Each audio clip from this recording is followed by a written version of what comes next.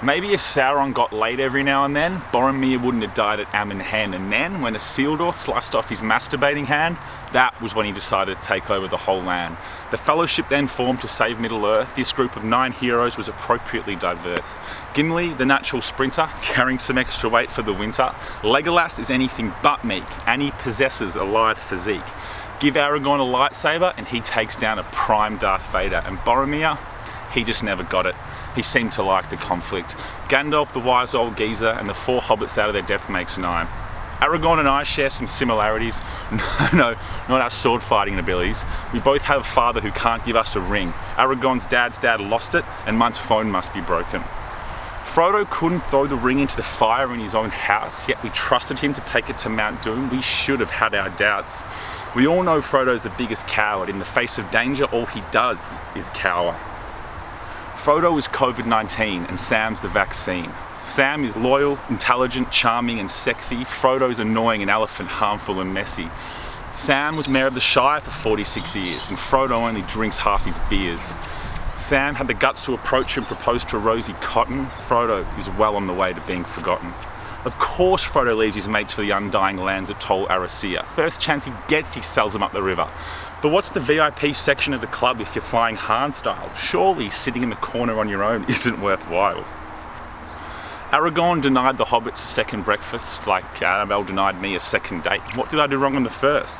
It can't have been worse than Boromir trying to take the ring or Denethor pretending he's king. Now Eowyn's stew won't ever win a Michelin star, but the way in which she killed the Witch King of Angmar, maybe she should have taken the ring to the fire. And to think all these years, King Theoden denied her. Now Middle-earth's full of the finest watering holes. Gimli and co needed one after Moria and the cave trolls. The only brew for the brave and the true comes from the Green Dragon. So you'll find me front and centre of the prancing pony, talking to girls and lying about how much I earn and being a complete phony. Some of these Bree girls are quite beautiful though. Even back in those days they had manicured cuticles. But somehow I'm always waking up next to girls that look like Gollum.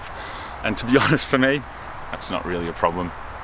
Now the Shire draft will put you on your ass. Aragorn and Gandalf wanted to carry me out on a stretcher. They asked, "Where's Arwen?" Eomer said, "I'll go fetch her." I was out for the count like John F. Kennedy until Arwen raced me to Rivendell for an elvish remedy. But I recovered just in time for Aragorn's bachelor party. For obvious reasons, I wasn't part of the planning committee. In what was meant to be a retreat about relaxation and tranquility, I bought Mordor pills and Longbottom Leaf and became a liability. Now when Gimli says you need to slow down, that's something quite profound. Denethor spilling tomatoes all over his face exemplifies how he's a disgrace to the human race. He's no leader. Do you think Nelson Mandela would make Pippin sing a cappella while he sent his son off to die? What a shit guy. If he was on the Titanic when it ceased to float, like Billy Zane, he'd be the first one on a lifeboat. But thank God Pips lit the beacons of Amundine and Rohan decided to intervene. The Eagles then flew in and saved the day and helped men survive, ironically like Leo Barry did for Ruzi in 2005. The temerity of Samwise saved millions of lives. If I ever have children, I want them to be just like him, or Faramir, or Mithrandir. I can't decide, there's so many good guys on our side. But one thing's for sure, we never want them to turn out like Denethor. Thanks guys, thanks guys, thanks guys.